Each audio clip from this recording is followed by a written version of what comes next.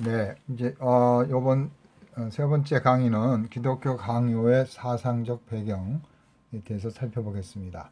기독교 강요에 어떤 그런 신학적인 영향 또 사상적인 영향이 들어있는가, 그래서 어떤 인물이라든지 어떤 또 기독교의 어떤 중요한 교리들이 칼빈에게 영향을 주어서 칼빈이 그 기독교 강요를 쓸때 그런 것들의 도움을 받았는가를 살펴보겠습니다. 아주 굉장히 중요하고 아주 굉장히 학자들이 많이 연구하는 것 중에 하나입니다. 저도 뭐 깊이 있게 연구는 못했지만 여러 학자들이 연구한 것들을 근거로 해서 설명을 하려고 합니다. 자, 첫 번째로 그 기독교 강요의 어떤 사상적 혹은 신학적 배경에 있어서 가장 중요한 것은 성경이죠. 그래서 중세시대 때 모든 그런 성직자들이 성경이 중요하다라는 것은 알았어요. 그러나 중요한 건 뭐냐면 여기 솔라가 붙었죠. 그래서 이 솔라라는 것은 이제 성경만으로라는 뜻이죠. 성경만으로. 자, 이 성경만으로라는 뜻인데 오직 성경만으로인데 이 솔라가 붙은 이유는 굉장히 신학적이고 성경 이외의 것은 두 번째, 세 번째로 중요하지 첫 번째가 아니라는 거죠. 그래서 솔라 스크립투라 하면은 솔라가 강조가 되는 거죠. 오직 성경만으로, 성경만으로 하자. 그래서 이제 솔라 스크립투라를 한번 찾아보겠습니다. 솔라 스크립투라. 물론 이제 이 문서는 원래 이제 영어로 되어 있는 것들을 영어로 되어 있는 문서를 번역을 했습니다. 그래서 우리 개신교의 아주 중요한 교리죠.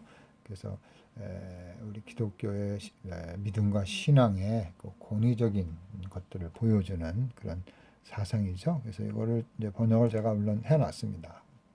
번역한 걸 보시면 솔라 스크립투라라는 것은 그러니까 우리의 믿음과 실천의 유일하고도 무한 규칙, 그게 바로 성경이라는 거죠. 그래서 솔라 스크립투라로 가자는 겁니다. 그러니까 기독교 신학의 아주 중요한 우리 개신교의 교리 중요. 그래서 어떤 종교 회의, 그러니까 로마 카톨릭은 뭐 바티칸에서 했다, 뭐 트렌트에서 했다, 어디 뭐 오렌지라는 회의가 있다. 그런 어떤 회의를 굉장히 중요시해요. 그 권위에 의해서 이단을 파문하고 또 뭐 마녀 사냥을 하는 거거든요.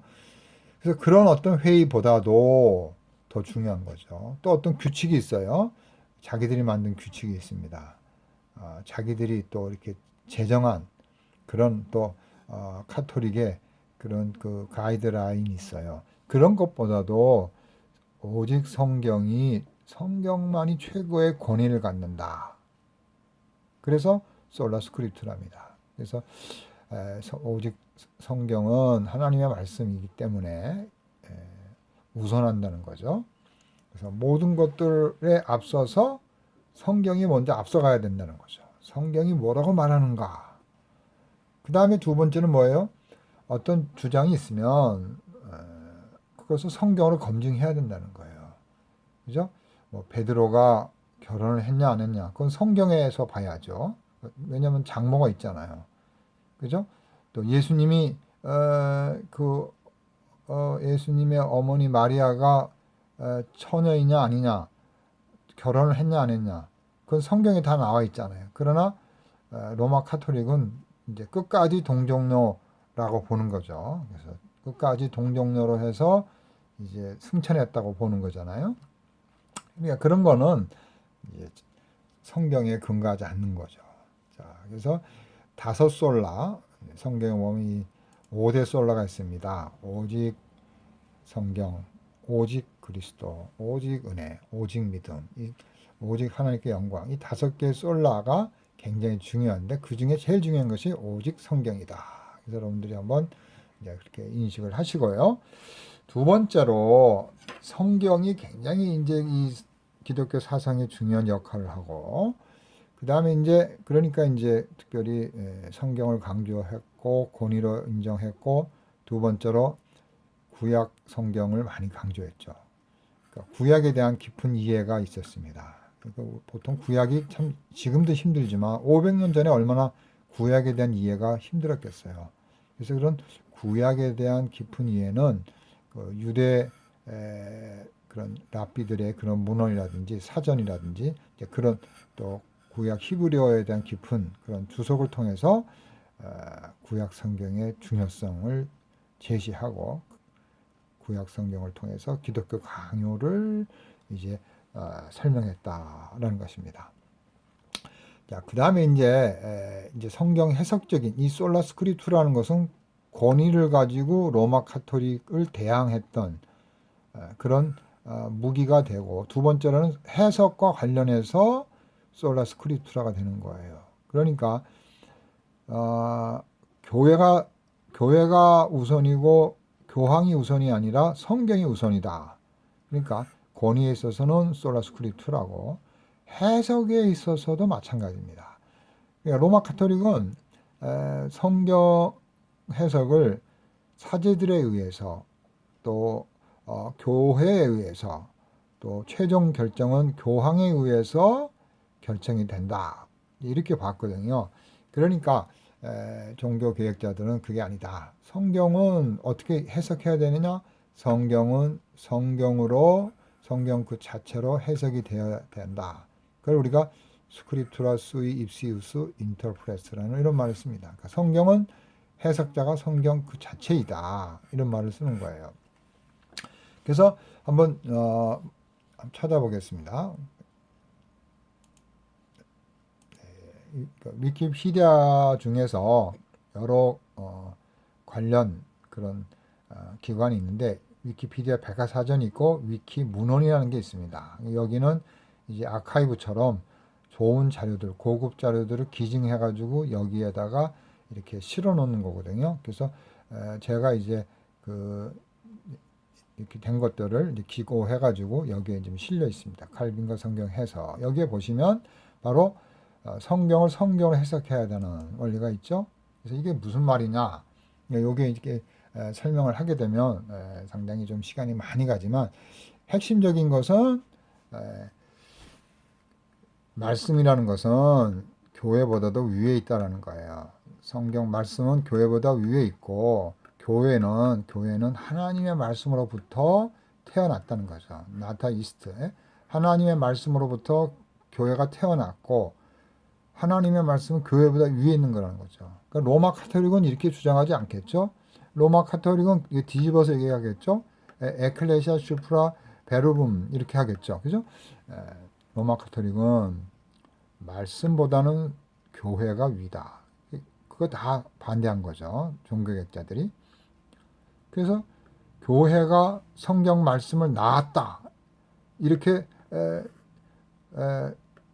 능동태로 보겠죠. 교회가 중요하니까 그 사람들은 교회가 하나님의 말씀을 산출했다 이렇게 보는 거예요. 만들어냈다. 그러나 우리는 뭐예요? 교회는 하나님의 말씀으로부터 만들어졌다. 말씀이 명하시고 하나님 말씀에 의해서 교회가 생긴 거지, 교회가 먼저 있었던 건 아니라는 거예요. 자, 그래서 이제 그러니까 성경을 성경으로 해석해야 한다라는 것이 성경의 중요성을 이제 말하고 있는 겁니다. 그래서 이제 이 성경의 중요성에 대해서 성경을 해석하는 건데, 특별히 여기서 보면은 성경 본문은 다른 본문, 신약은 구약, 구약은 신약, 이런 식으로 서로 이렇게 순환적인 방법으로 어떤 텍스트를 컨텍스트 속에서, 성경 전체의 맥락 속에서 해석하는 거죠. 또 어려운 본문은 쉬운 본문을 가지고 해석하는 거죠.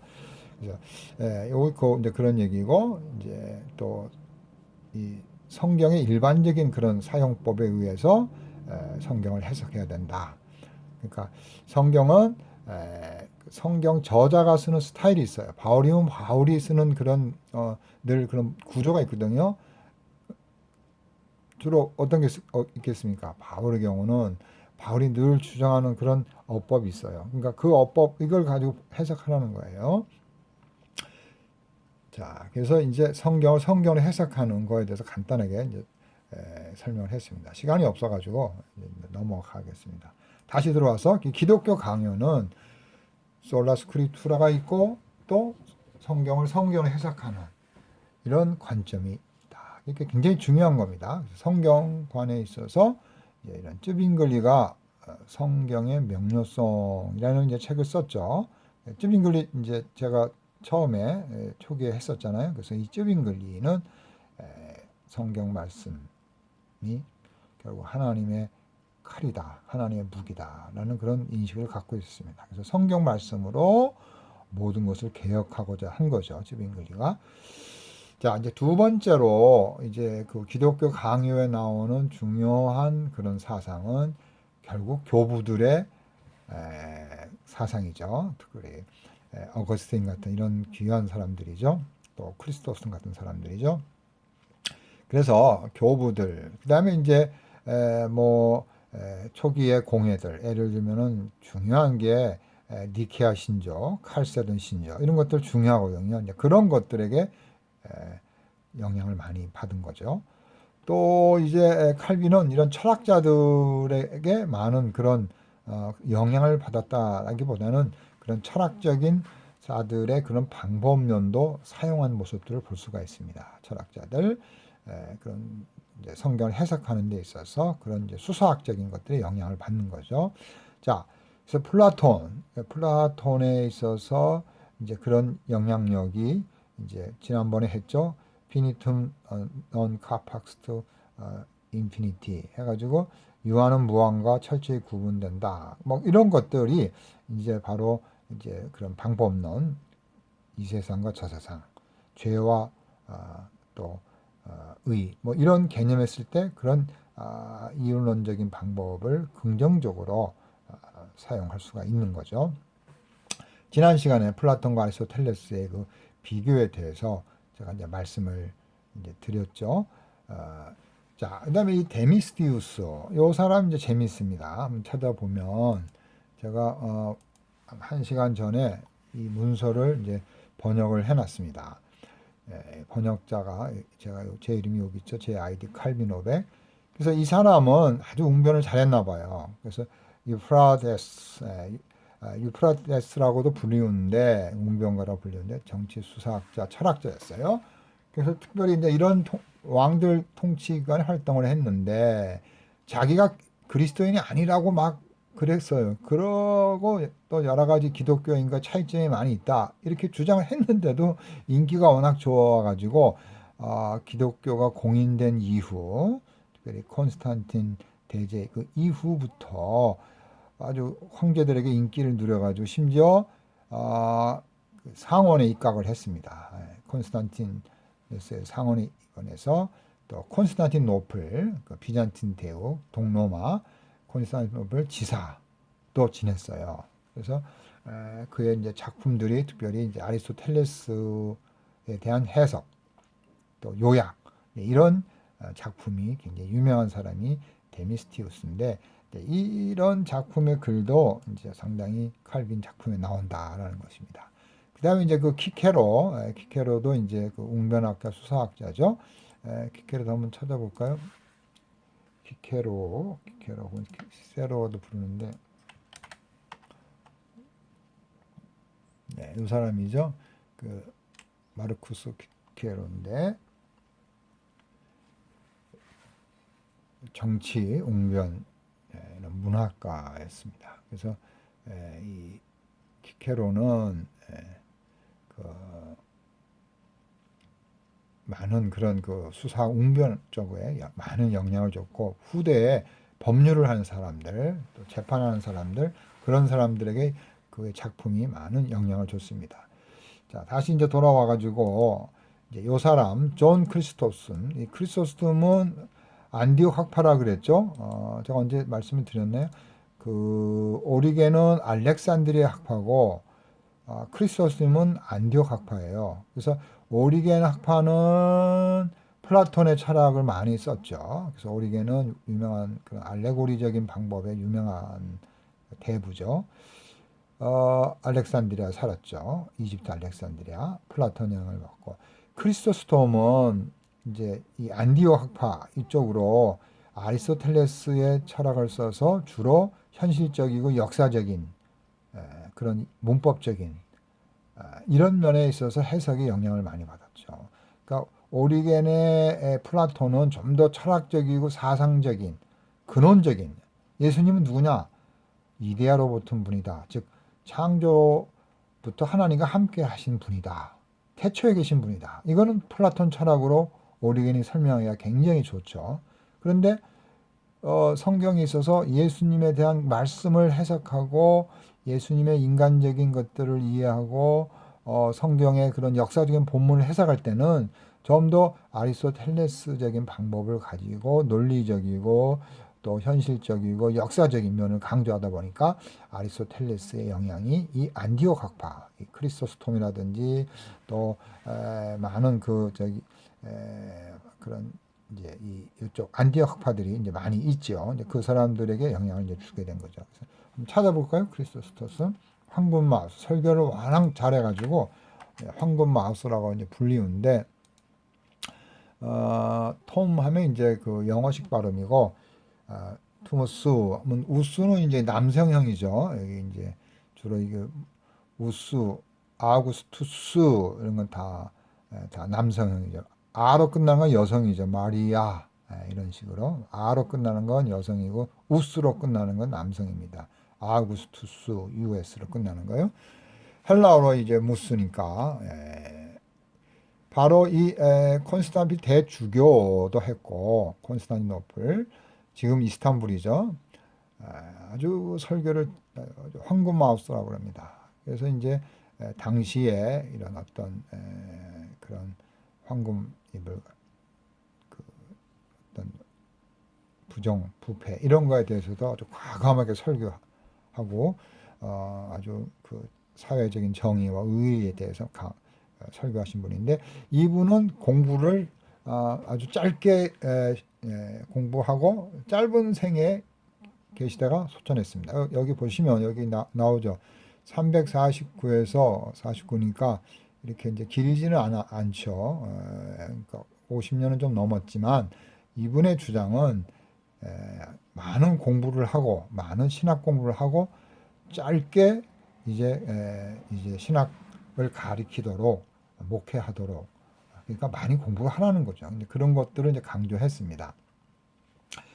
그래서 이 안디옥 학파 제가 그 안디옥 학파를 기독교 강요하면서 안 한 것 같은데 이 안디옥 학파의 이제 대부 중 하나죠. 자 한번 찾아보겠습니다. 안디옥 물론 뭐 안디옥 학파 문서도 제가 이렇게 만들었습니다. 안디옥 학파 보면 뭐 강의하면서 자꾸 뭐 제가 했다 뭐 이거 자랑을 해가지고 죄송합니다. 제가 아주 습관이 돼가지고 위키피디아를 11년 했으니까 엄청 제가 많이 했죠. 여기 제가 문서 이렇게 한 것만 해도 이렇게 많잖아요. 그죠?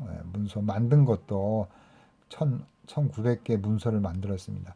자, 이 안디옥 학파, 그, 안디옥이 두 개가 있어요. 소아시아 안디옥이 있고, 터키 쪽에 안디옥이 있죠. 그래서 지금은 둘 다 안디옥이 터키에 있습니다. 그러니까 예전에는, 우리가 아는 대로, 다마스커스 그 위에 시리아 그 북쪽 터키와 국경 사이에 있는 그 안디옥 학파가 유명한 건데, 그 안디옥이 이제 넘어간 거죠. 터키가 뺏은 거죠. 시리아를. 그 다음에 이제 터키에 원래 또 소아시아 안디옥이 있었어요. 그러나 이제 기독교인이라고 이름을 받은 곳이 바로 안디옥이죠. 안디옥에서 최초의 그리스도인이라고 이름을 불리운 곳이니까 이 안디옥이 얼마나 유명한 도시고 우리 성경에 나오는 그런 안디옥이죠. 자, 이 안디옥 학파에 보면 그런 역사적 문법적 특별히 아리스토텔레스 철학을 강조했다는 거죠. 그래서 알레고리를 반대한 거죠. 이 알렉산더 학파가 알레고리를 강조하니까 이런 어떤 그런 학파들은 이런 그 문자적이고 또 에페론적인 타이포스 성취와 예언의 강조를 두고 그리스도의 인격 안에서 신성과 인성의 구별을 강조를 했다는 거죠. 이거 잘못해가지고 이제 많은 또 이단들이 이단이라기보다는 이제 좀 삐딱한 이런 사람들이 나오게 되죠. 이런 네스토리우스 이런 사람들이 나오죠. 그래서 유명한 사람들이 크리스토스톰, 그 다음에 이제 법스티아 테오도루 유명한 사람이에요. 테오도루, 네스토리우스 이런 사람들이 안디옥 학파죠. 그러면 이제 안디옥 학파에 반대해서 알렉산드리아 학파는 이집트 수도 아주 도서관도 많고 도서관은 이제 다 불타가지고 없어졌지만 70인 성경이 여기서 나왔죠. 알렉산드리아에서.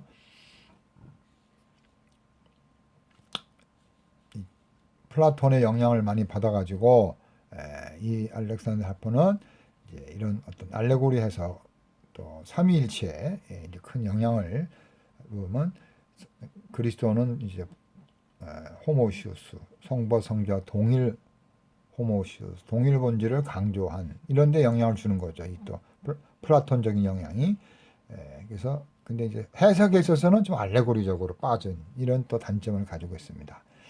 오리겐이 대표적인 학자다. 그래서 안디옥 학파 이거 이제 이거를 제가 이걸 제가 지난번에 고쳤는데 다시 한번 고쳐놓겠습니다. 이거를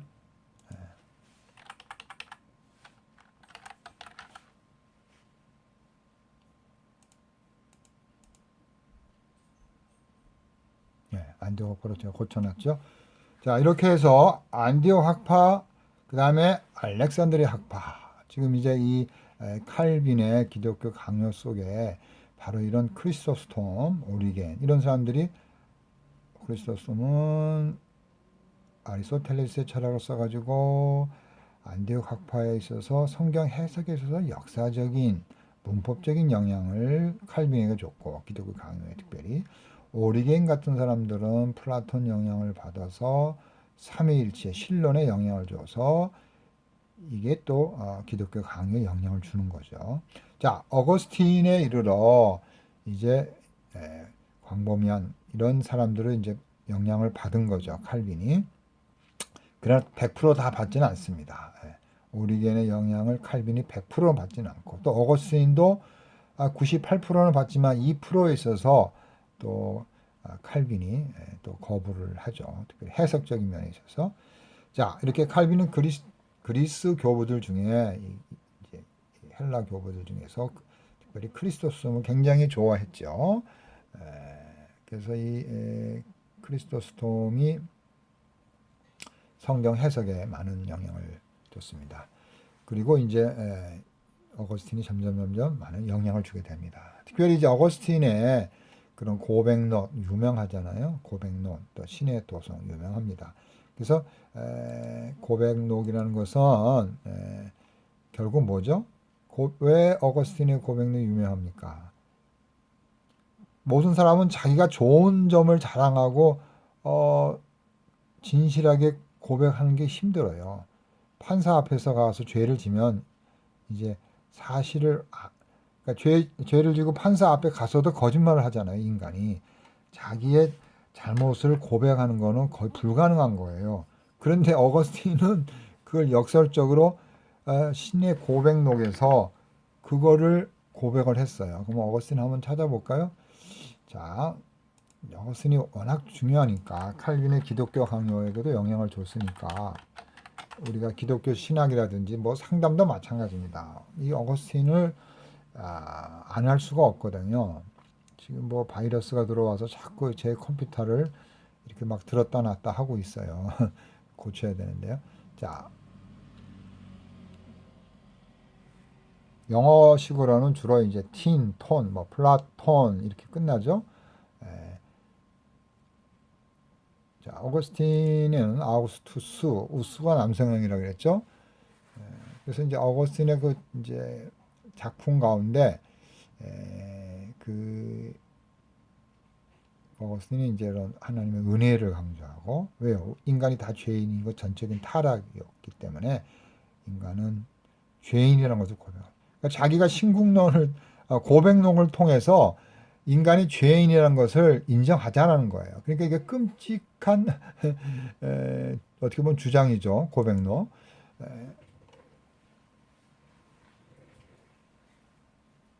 제가 이 고백록에 대한 라틴어 원본 1600년도 책을 제가 가지고 있습니다. 그래서 미국에 있을 때 고서점에서 하나 샀는데요. 아주 비싸게 샀습니다. 그래서 이 1600년 라틴어 고백록이 저한테 있습니다. 이 고백록이 왜 중요하냐면, 뭐 여기 여러분들은 책이 있지만 주로 이제 그 고백록에 대해서 학자들이 중요한 내용에 대해서 여러분이 다 알잖아요. 자기 죄에 대해서 이제 털어놓은 거죠. 하나님을 찬양하는 거거든요. 1장부터 보면 여기 나와 있는지 모르겠네요. 고백록에 대해서 자세한 내용이 없군요. 1장, 2장 이렇게 나와야 되는데 이 고백록은 중요한 게 바로 인간이 죄인이라는 것을 우리 인정하고 거기서부터 시작을 하자는 거예요. 그러니까 역사라는 것은 꼭 잘한 사람 또 무슨 왕들의 역사가 아니라 인간이 죄인인 것을 성찰하고 돌아보고 반성하면서 거기서부터 새로워질 수 있다는 거죠. 그러니까 새로워지는 것은 왕의 힘이나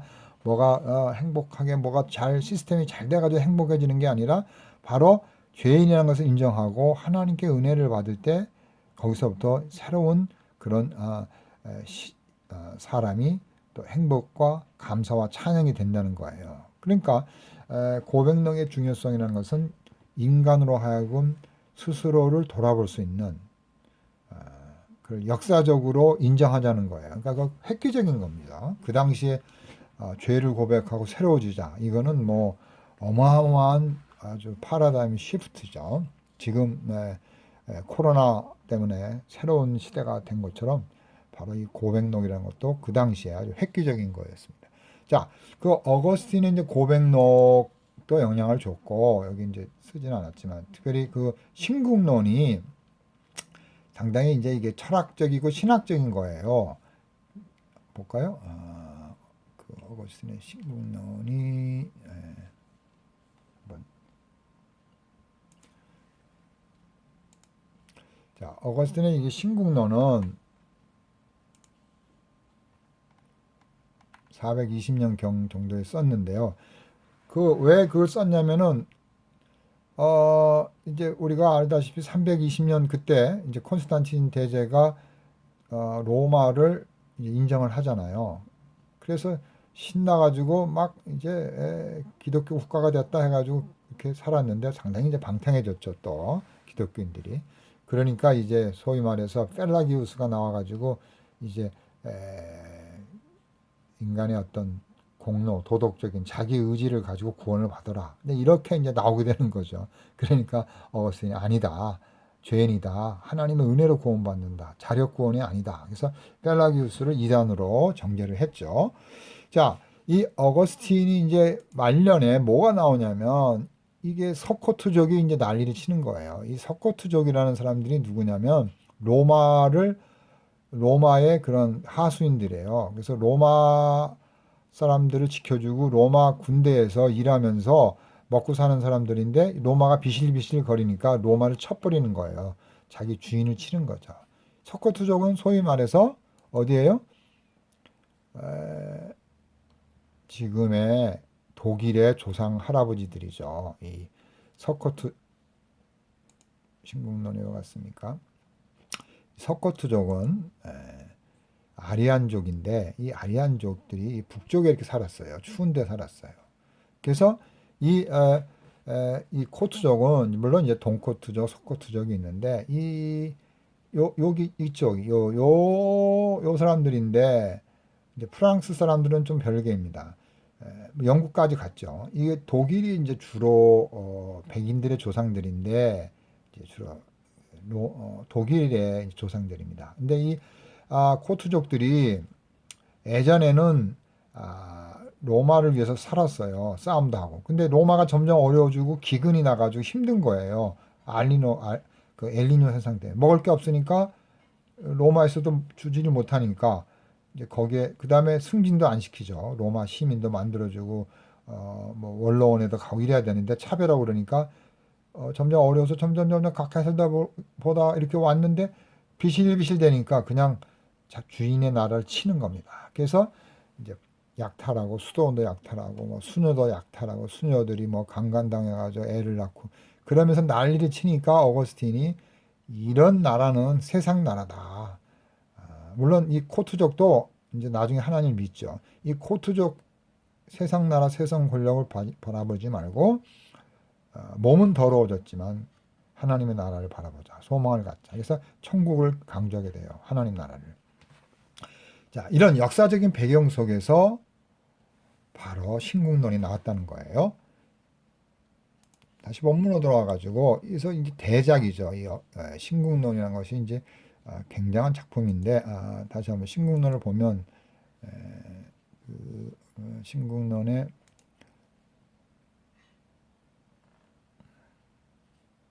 아이고, 어거스틴 신국론을 제가 이게 링크가 안 돼서 다시 가야겠습니다.